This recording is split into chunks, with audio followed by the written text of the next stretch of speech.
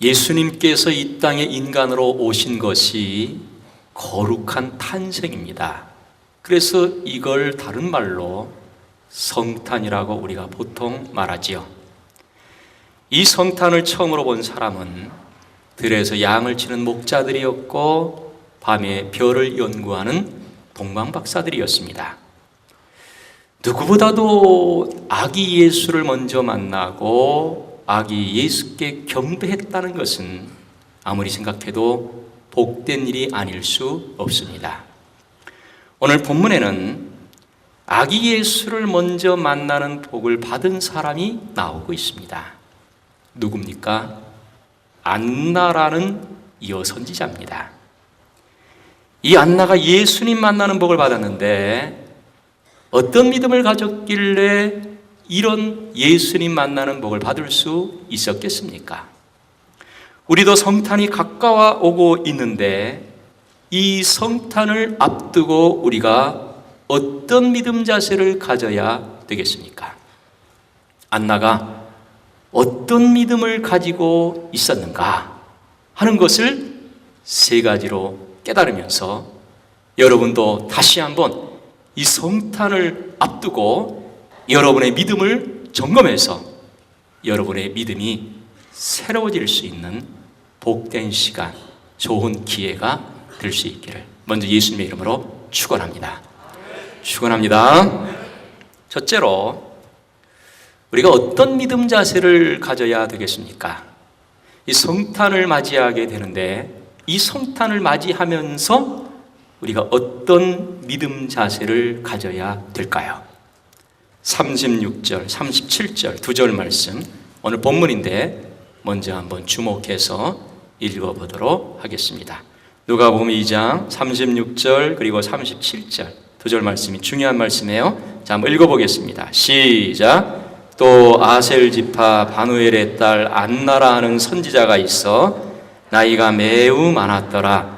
그가 결혼한 후 7해 동안 남편과 함께 살다가 과부가 되고 84세가 되었더라. 이 사람이 성전을 떠나지 아니하고 주야로 금식하며 기도함으로 섬기더니 아멘.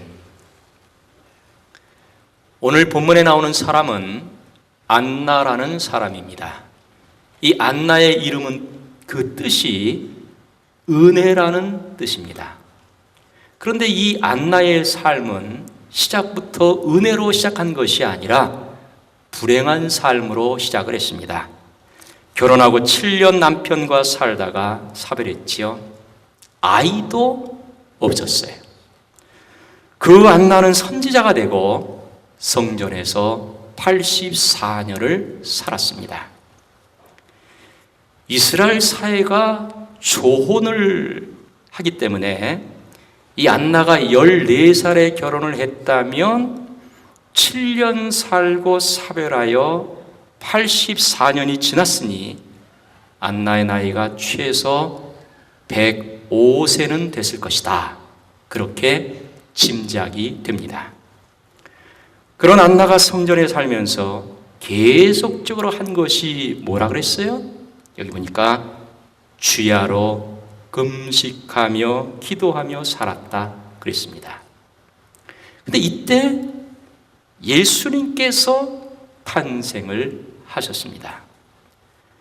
이스라엘 백성들은 남자가 태어나면 8일 만에 할례를 받게 했습니다. 그리고 성전에 와서 예물을 드리게 되어 있습니다. 예수님이 탄생하시고 8일 만에 성전으로 왔습니다. 그리고 성전으로 온 이 아기 예수님을 안나가 만나게 됐습니다. 안나는 자기 조상들이 4,000년 동안 기다리던 예수님을 성전에서 만나게 됐습니다. 안나는 성전에서 예수님을 만난 첫사람이 됐다는 것이죠. 안나가 어떻게 이런 은혜를 입었습니까?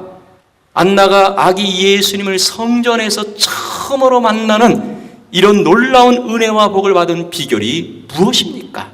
뭐 때문에 이 안나가 이런 아기 예수님을 만나는 은혜와 복을 누릴 수 있었느냐 하는 겁니다. 뭐 때문에 이렇게 됐지요? 성전에서 주야로 금식하며 기도했기 때문이었습니다. 두 가지가 중요합니다.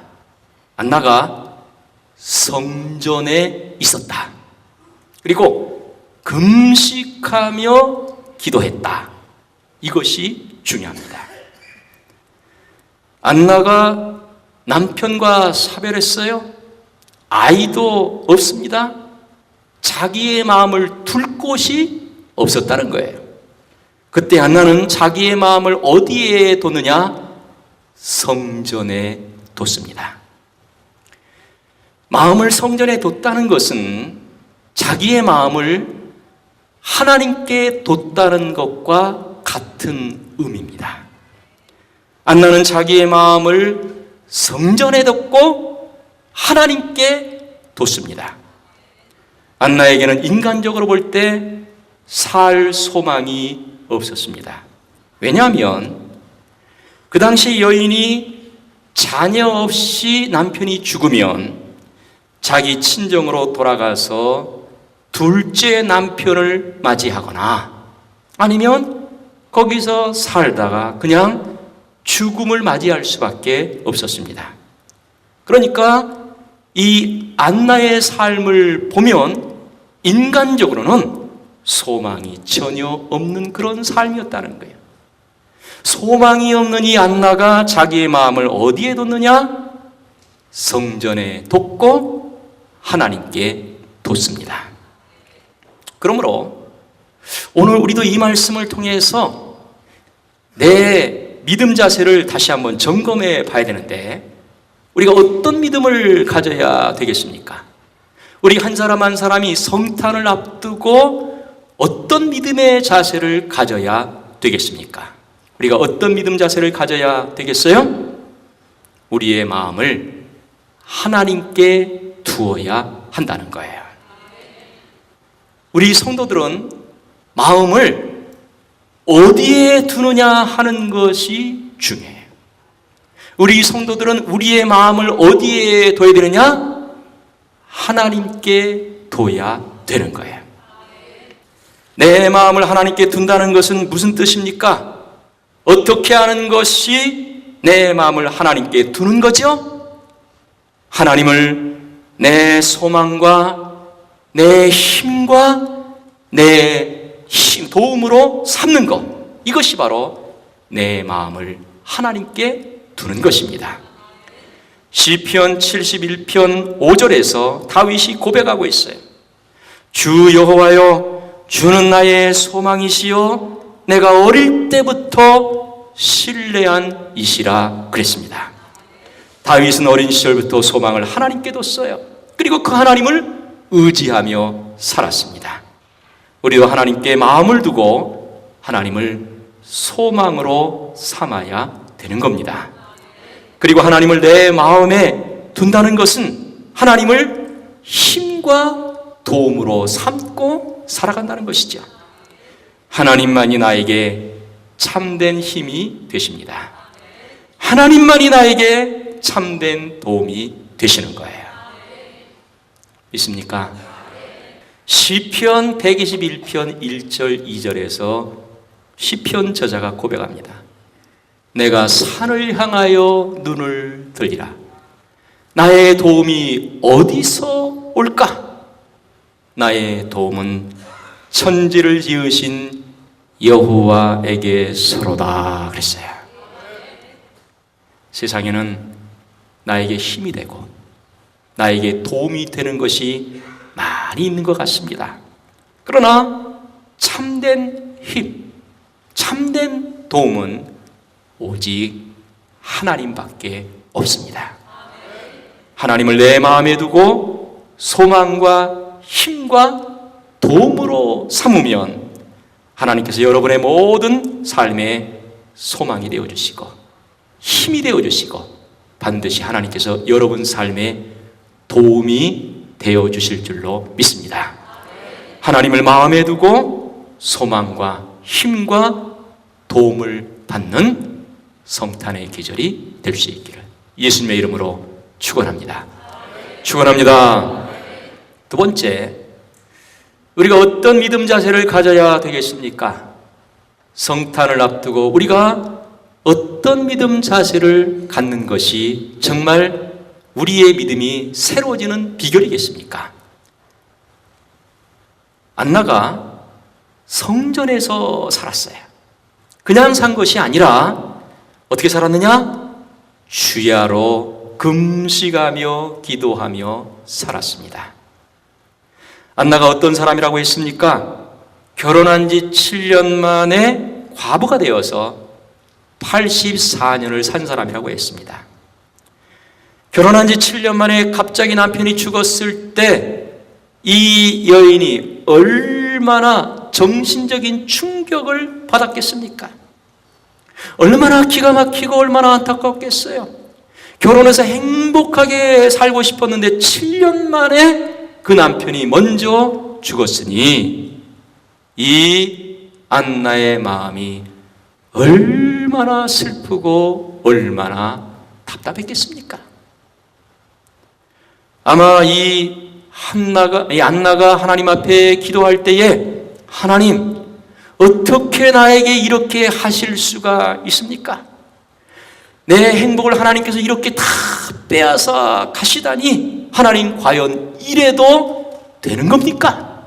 하면서 하나님께 야속함을 표현했을 것입니다.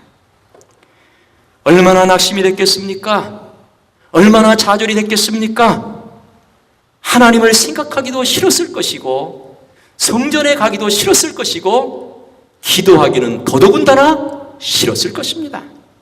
하나님께 야속하고 섭섭한데 무슨 성전이며 무슨 기도를 할 마음이 있었겠습니까? 대부분 사람들은 다 그렇습니다. 그런데 이 안나는 그렇지 않았어요. 엄청난 슬픔을 당했고 충격적인 일을 당했지만 그러나 이 모든 걸 가지고 어디에 갔느냐? 성전에 갔습니다. 그리고 하나님께 기도했습니다. 그것도 금식하며 기도했고 주야로 하나님께 기도했습니다. 그렇게 살기를 84년이었어요. 한결같이 기도했고 변함없이 하나님 앞에 이 안나가 기도했습니다. 그러다가 누구를 만나게 되느냐? 성전에서 아기 예수님을 만나게 됐습니다. 우리가 어떤 믿음 자세를 가져야 되겠습니까? 오늘 이 말씀을 통해서 우리가 가져야 될 중요한 믿음의 자세 어떤 겁니까? 변함없이 기도하는 삶을 살아야 된다는 거예요. 성도는 변함없이 하나님 앞에 기도하면서 살아야 되는 것입니다. 기도는 했다가 안 했다가 그런 것이 아니라는 것이지요. 안 좋을 때는 기도하다가 좋아지면 기도하지 않고 문제가 있을 때는 기도했다가 그 문제가 해결되면 기도하지 않고 기도는 그런 것이 아니라는 거예요. 기도는 늘 해야 되고 기도는 변함없이 해야 되는 겁니다. 있습니까? 왜 그래요? 왜 그렇습니까? 왜 늘 기도해야 됩니까? 왜 변함없이 기도해야 되는 것이죠? 기도는 영적인 호흡이기 때문에 그렇습니다. 호흡이 끊어지면 죽는 거죠. 기도 안 하는 것은 영적 호흡이 끊어지는 거예요. 그래서 우리는 늘 기도하고 변함없이 기도해야 되는 것입니다. 데살로니가전서 5장 17절에서 쉬지 말고 기도하라, 그렇게 우리에게 권면하고 있습니다. 기도하면 어떻게 되지요? 여러분, 기도하면 어떻게 됩니까? 하나님께 응답을 받게 됩니다. 그 응답은 내가 원하는 대로만 되는 것이 아니라 현재 삶이나 미래의 삶에 하나님께서 가장 좋은 것으로 인도해 주시고 가장 합당한 것으로 우리 삶에 채워주시는 것, 이게 하나님의 응답인 거예요. 안나에게는 하나님께서 어떻게 응답해 주셨어요? 메시아 예수님을 만나는 것으로 응답해 줬습니다.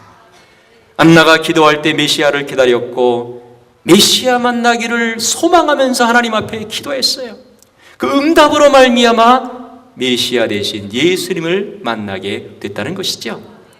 안나의 이름의 뜻이 은혜라 그랬어요. 그 이름의 뜻대로 처음에는 불행한 삶이었지만 그러나 계속해서 기도함으로 말미암아 하나님의 응답을 받고 결국 아기 예수님 메시아를 만남으로 말미암아 그의 삶이 이름처럼 은혜로운 삶으로 변화가 됐습니다. 우리도 기도하면 영적인 것과 생활적인 면에서 하나님의 응답을 받고 우리의 삶이 다 은혜로운 삶으로 바뀌게 될 줄로 믿습니다. 쉬지 말고 늘 기도하고 변함없이 기도해서 여러분의 모든 삶이 하나님의 응답을 받고 또한 은혜로운 삶이 반드시 되는 성탄의 계절이 될 수 있기를 예수님의 이름으로 축원합니다. 축원합니다. 할렐루야. 마지막으로 우리가 어떤 믿음 자세를 가져야 되겠습니까? 성탄을 앞두고 우리의 믿음이 새로워져야 되겠는데 그러기 위해서 우리가 어떤 믿음을 가져야 될까요? 38절 말씀을 마지막으로 읽어보도록 하겠습니다. 누가복음 2장 38절 마침 이때에 시작 마침 이때에 나와서 하나님께 감사하고 예루살렘의 속량을 바라는 모든 사람에게 그에 대하여 말하니라. 아멘. 예수님이 태어난 지 8일 만에 할례를 받고 이제 성전에 왔지요. 안나가 그 성전에 온 아기 예수님을 만나게 됐습니다. 그런데 이것을 여기서는 38절 보니까 마침 이때에 나와서 이렇게 말씀하고 있습니다. 마침 이때라고 했습니다. 여기 마침 이때라고 하는 것은 우연히 만난 것이 아니라 하나님께서 만나도록 시간과 장소를 인도해 주셨다. 이걸 강조하고 있는 거예요. 하나님께서 아기 예수님을 만나도록 안나를 인도해 주셨다는 겁니다. 그래서 안나가 예수님을 만났지요. 안나가 예수님을 만나자마자 어떤 반응을 보였습니까? 하나님께 감사했습니다. 여기 38절 마침 이때 나와서 하나님께 감사하고 그랬습니다. 안나가 하나님께 감사했다는 거예요. 그러면 여러분, 안나가 지금 하나님께 감사했는데 이게 감사할 일일까요? 아기 예수님을 안나가 만났습니다. 이게 그토록 감사한 일이냐 하는 거예요. 이게 정말 감사한 일입니까? 우리 입장에서는 이게 감사한 일이 아니라고 생각이 들 수 있습니다. 그러나 이스라엘 사람들에게는 이것은 너무나 감사한 일입니다. 이스라엘 사람들이 기다리는 것이 있습니다. 뭘 기다립니까? 누구를 기다리죠? 메시아를 기다립니다. 이스라엘의 존재 목적 자체가 바로 메시아예요. 메시아. 그 메시아가 빨리 오기를 기다리고 있는 겁니다. 죄를 범한 후부터 구원을 위해서 메시아를 보내주겠다고 계속해서 하나님께서 약속하셨어요. 그래서 지금 이스라엘 사람들은 누구를 기다리느냐? 메시아를 기다리고 있습니다. 얼마나 이 메시아를 기다렸습니까? 얼마나 기다렸지요? 아담 때부터 4,000년, 아브라함 때부터 2,000년, 이스라엘 백성들은 계속해서 몇천 년 동안 누구를 기다렸느냐? 메시아를 기다렸어요. 그런데 기다리고 기다리던 그 예수 그리스도 메시아, 바로 아기 예수님을 성전에서 만나게 됐습니다. 얼마나 기뻤겠습니까? 얼마나 감격스럽겠습니까? 안나가 살아생전에 아기 예수님을 만났어요. 안나의 평생 소원이 바로 이거였습니다. 메시아를 만나는 거였어요. 84년 동안 성전에 살면서 주야로 금식하며 하나님 앞에 기도한 제목이 뭐였느냐? 메시아를 보내주시옵소서, 메시아를 만나게 하여 주옵소서. 계속해서 기도했다는 거예요. 그런데 그 기도가 응답이 됐어요. 하나님 말씀대로 메시아가 오셨어요. 기도가 응답이 되고 말씀이 성취가 되는 것을 보면서 안나는 감격하여 하나님 앞에 감사하고 있는 것입니다. 할렐루야. 그러면 우리도 어떤 믿음 자세를 가져야 되겠습니까? 성탄을 앞두고 이제 예수 그리스도의 탄생이 가까워오고 있는데 우리가 이걸 통해서 어떤 믿음 자세를 가져야 될까요? 하나님께 감사해야 된다는 거예요. 감사는 감사절만 하는 게 아닙니다. 참된 감사는 성탄으로부터 시작이 되는 겁니다. 우리가 성탄에 감사해야 된다는 거예요. 왜 그렇습니까? 왜 성탄에 감사해야 됩니까? 왜 성탄이 감사의 시작이 되어야 되지요? 우리는 우리의 죄 문제를 우리가 해결할 수 없습니다. 그런데 하나님께서 독생자 예수 그리스도를 이 땅에 인간으로 보내셨어요. 왜 보내셨느냐?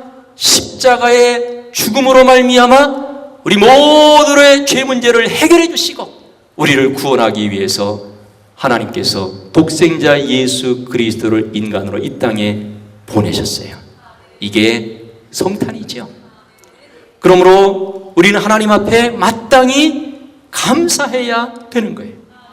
물질의 복을 받은 것보다 더 감사한 것이 뭐냐? 바로 내가 구원을 받은 것이죠. 세상적인 복을 받은 것보다 더 큰 복, 더 귀한 복이 바로 예수님 보내셔서 십자가에 죽게 하심으로 내가 구원받은 것. 이게 가장 큰 복이요, 가장 귀한 복이라는 거예요. 그러므로 우리는 성탄을 맞이하여 어떻게 되느냐? 하나님께 감사해야 되는 거예요. 내 죄 문제를 해결하기 위해서 예수 그리스도를 이 땅에 보내주신 거 감사합니다. 이렇게 하나님 앞에 우리가 감사하는 사람이 되어야 되는 거예요. 할렐루야. 여러분, 성탄을 통해서 우리가 어떤 믿음 자세를 가져야 되느냐? 내 마음을 하나님께 둬야 돼요. 내가 정말 내 마음을 하나님께 뒀는가? 혹시라도 물질이나 권력이나 세상 것에 내 마음을 두고 있는 것은 아닌가? 나를 살펴서 내 마음을 온전히 누구에게 둬야 되느냐? 하나님께 둬야 되는 거예요. 그리고 변함없이 기도하는 삶을 살아야 돼요. 뿐만 아니라 하나님 앞에 감사해야 되는 겁니다. 이렇게 해서 감사와 기쁨과 그리고 복된 성탄이 반드시 되고 여러분 모두가 새로운 믿음으로 변화되는 좋은 기회가 될 수 있기를 예수님의 이름으로 축원합니다. 축원합니다.